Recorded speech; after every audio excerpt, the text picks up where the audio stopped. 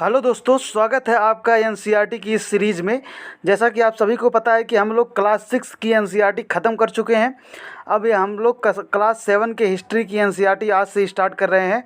तो चलिए बिना देर किए हुए हम लोग हिस्ट्री का एनसीईआरटी स्टार्ट करते हैं। और ये सब आप पढ़िएगा आराम से, इसमें कुछ है नहीं तो मैं इसे स्क्रॉल करते हुए ऊपर चला जा रहा हूँ। और एक बार हम लोग थोड़ा सा नज़र देखेंगे कि इसमें कितने चैप्टर हैं। तो आप देख सकते हैं इसमें टोटल चैप्टरों की संख्या 10 है, यानी कि 10 लेक्चर आपके होंगे। एक एक चैप्टर पढ़ते हुए चलेंगे ताकि आपके ऊपर उतना बर्डन भी ना हो। चलिए शुरू करते हैं। यह है हम लोग का पहला चैप्टर, 1000 वर्ष के दौरान हुए परिवर्तन की पड़ताल करेंगे हम इसके बारे में। चलिए शुरू करते हैं। 1000 वर्षों के दौरान हुए परिवर्तन की पड़ताल, यह है हमारा पहला चैप्टर। चलते हैं अब आगे। ठीक है, यहाँ से इसमें दिया है कुछ पढ़ने के लिए, चलिए पढ़ते हैं। देखिए, अरब भूगोलवेत्ता अली अल इदिसी ने 1154 में बनाया था। और यह एक पहला नक्शा है, यह बहुत पुराना नक्शा है। आपको मैं दिखा रहा हूँ, यहाँ से देखिए, ये है नक्शा।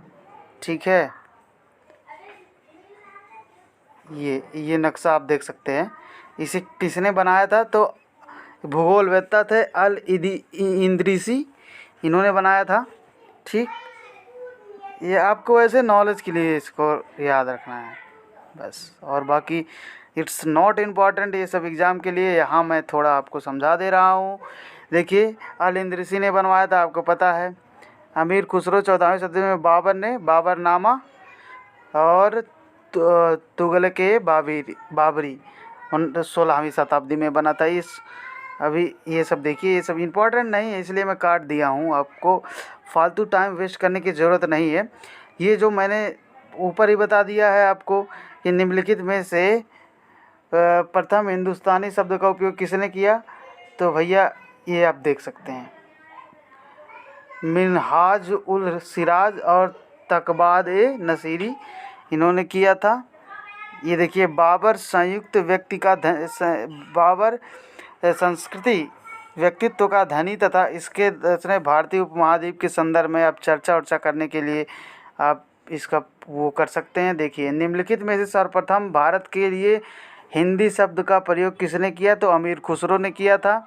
ये स्टेट पीसीएस में कभी कभी आ जाता है, आप इसको ध्यान में रखिएगा। ये देखिए, इतिहासकार और उनके स्रोत। तो स्रोत क्या होती हैं? पुरातात्विक स्रोत होती है और एक साहित्यिक स्रोत होती है। मैंने क्लास 6 की एनसीईआरटी में पहले ही चैप्टर में आपको बताया है। इमारतें, सिक्के, अभिलेख जो होते हैं, मृदभांड जो होते हैं, वो पुरातात्विक स्रोत होते हैं। साहित्यिक स्रोत क्या होते हैं? जो कौटिल्य द्वारा मान लीजिए अर्थशास्त्र लिखा गया, और सारी जो पुस्तकें लिखी गई उस समय, जैसे कि गीता, पुराण, ऋग्वेद, सामवेद, रजवेद, अथर्ववेद, ये सब साहित्यिक स्रोत होते हैं। ठीक, अब हम लोग आगे बढ़ते हैं। ये नॉट इम्पॉर्टेंट, ये भी नहीं इम्पॉर्टेंट है। यहाँ पे आप थोड़ा सा देख लीजिएगा कि अभिलेखगार एक ऐसा स्थान था जहाँ दरवाज़ा और पांडुलियों का संग्रह किया जाता था और अन्य सभाएं, राष्ट्रीय सभाएं होती थी। देखिए, यहाँ पर उन दिनों छापने तो थे नहीं, मतलब छापे खाने तो थे नहीं। लिपि या नवीस हाथ से ही पांडुलिपियों की प्रकृति बनते थे। ठीक है, हाथ से ही बनाए जाते थे। पत्थरों पर कहीं लिख दिया, कहीं पत्ते पर लिख दिया, यही सब था तब। ठीक है, आगे बढ़ते हैं। देखिए, उर्दू में it's not important for you and exam, इसलिए मैंने छोड़ दिया है। तो यहाँ से पढ़ते हैं। देखिए, कई बार लेखक स्वयं भी समय समय पर मूल वृत्तांत में संशोधन करते हैं। 14वीं शताब्दी में इतिहासकार निजामुद्दीन बरनी ने अपना पहली बार 1953 तो दूसरी बार उसके 2 वर्ष बाद लिखा था। दोनों में अंतर, लेकिन 1971 का इतिहासकार पहली बार आने वाले वृत्तांत की जानकारी नहीं थी और इस पुस्तक में विशाल संग्रह के कहीं दब गए। ठीक है, ये सब आपको ध्यान में रखना है। ये सब इम्पोर्टेंट नहीं है, पहला चैप्टर है ना, कितना इम्पोर्टेंट होगा आप जान ही सोच ही सकते हैं। आइए यहाँ से थोड़ा सा पढ़ने की कोशिश करते हैं। नया सामाजिक और राजनीतिक समूह। देखिए, सन 2007 से बात करें, सन 700 से 1750 के बीच कई हजार वर्षों का अध्ययन इतिहासकारों के आगे आवाज़ चुनाता रहता है। मुख्य रूप से इसलिए इस पूरे काल में बड़े पैमाने पर और अनेक तरह के परिवर्तन हुए हैं। इस काल में अलग अलग समय में नई प्रौद्योगिकी का विकास हुआ, जैसे सिंचाई के लिए राहट, कटाई के लिए बहुत देख ले सिंचाई। कभी कभी आप राहट का संबंध किससे है, तो सिंचाई से है, आपको यह बात ध्यान में रखनी है। कटाई का संबंध चरखे से है, ये भी ध्यान में रखना है। युद्ध में अग्नि संयंत्रों, ये तो पता है, बारूद की बात कर रहा है, ठीक है, का इस्तेमाल किया जाता था। वो महाद्वीपों के लिए राहट का प्रयोग कैसे होता है, ये बात आपको ध्यान में रखनी है। खान पान या आलू, मक्का, मिर्ची, चाय और कॉफ़ी ध्यान में रखना है आपको, ठीक है, ब्रिटिश काल से संबंधित है ये। अब अगर हम लोग आगे बढ़ें तो थोड़ा सा देखते हैं, जो मैंने काट दिया आप वैसे अपने नॉलेज के पढ़ सकते हैं, लेकिन उसमें कुछ इम्पोर्टेंट है नहीं कि मैं आपको बताऊं, इसीलिए मैं थोड़ा फास्ट वीडियो भी ख़त्म करना है। आप लोगों को पता ही है, ज़्यादा लॉन्ग हो जाता है तो आप लोग देखते भी नहीं हैं। देखिए, सामाजिक विभाजन कैसे कैसे हुआ था उस समय। उत्पादन करेंगे, वाणिज्यिक व्यापार करेंगे, अधिक आय होगी, शक्तिशाली होंगे, और जो आय अधिक करेगा वो जाति भी अब कहीं ना कहीं शक्तिशाली हो जाएगी। तो इस तरह से जातिवाद, क्षेत्रवाद का मुद्दा अब देखिए यहाँ पे बनता हुआ आपको दिखाई देगा। आइए पढ़ते हैं इसको।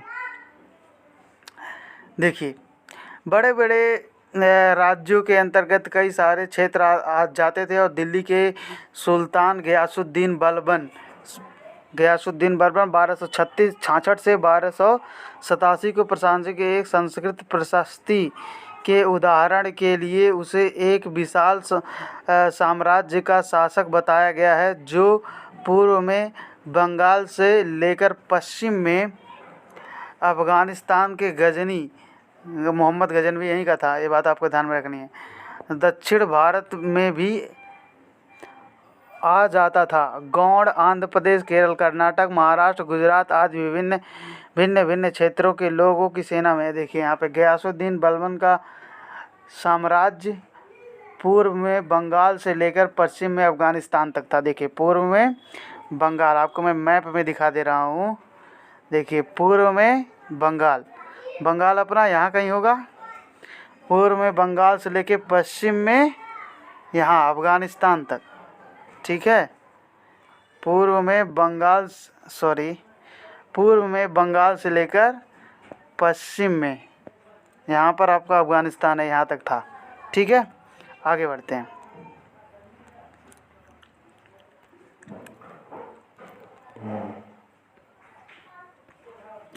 देखिए, ये सब इम्पोर्टेंट नहीं है, इसलिए मैंने वैसे छोड़ दिया। यहाँ पर जहाँ मैंने थोड़ा सा अंडरलाइन किया है आप पढ़ लीजिएगा। ये भी इम्पोर्टेंट नहीं है, ये भी इम्पोर्टेंट नहीं है, सब छोड़ते जाइए, क्योंकि हम लोग प्री को ज़्यादा ध्यान में रखकर इसको पढ़ना है।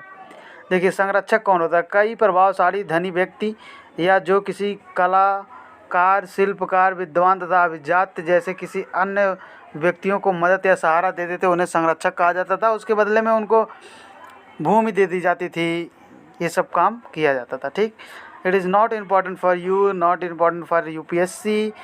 देखिए, सब इम्पॉर्टेंट नहीं है, हम लोगों को टाइम भी बचाना है, इसीलिए देखिए 19वीं शताब्दी में के मध्य में अंग्रेजी इतिहासकारों ने भारत में इतिहास को 3 युगों यानी कि हिंदू, मुस्लिम और ब्रिटिश में बांटकर आलोचना परीक्षा कीजिए। आप इसको लिखने का प्रयास कीजिएगा। आगे बढ़ते हैं। ये भी एक क्वेश्चन है, आप इंट्रोडक्शन इस तरह से लिख सकते हैं जैसा मैंने लिखा है यहाँ पे। ये देखिए, भारतीय इतिहास की 3 कालखंडों में बांटा गया है। ये सब मैंने लिख भी दिया है, मुस्लिम काल, सब आप वीडियो को पॉज करके आप इसको पढ़ लीजिएगा, आपको मेंस में हेल्प करेगा, ठीक है। फिर याद करें कुछ यहाँ पर। देखिए, अतीत में विदेशी किसे कहा जाता था, ये बात ध्यान में रखना है आपको, किसे विदेशी कहा जाता था। तो ये सब आपको लिखा हुआ है, इसमें पढ़ लीजिएगा। अब यहाँ पे देखिए, अभिलेखकार दस्तावेज रखते थे। गयासुद्दीन अरबी 14वीं सदी में, जियामुद्दीन अरबी 14वीं सदी का इतिहासकार था। ठीक है, यहाँ पे देखिए सिंचाई में के राहत का प्रयोग, सिंचाई में रहट, मैंने आपको पहले बताया, सिंचाई में रहट का प्रयोग किया जाता था। कताई में जिसका प्रयोग किया जाता था। युद्ध में आग्नेयास्त्रों का प्रयोग किया जाता था, मैंने आपको बता दिया है। ठीक है, ऊपर मैंने बताया था लिख के, अगर आपको देखना हो तो आराम से देखिएगा वीडियो को पॉज करके।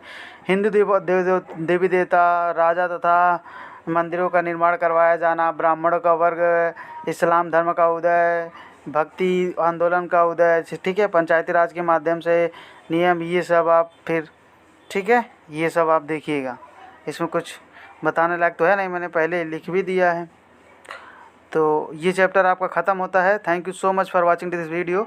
अगर नेक्स्ट में हम 7th क्लास की एनसीईआरटी का चैप्टर नंबर 2 देखेंगे, और वह चैप्टर होगा एक राजा और उनके राज्य। ठीक है।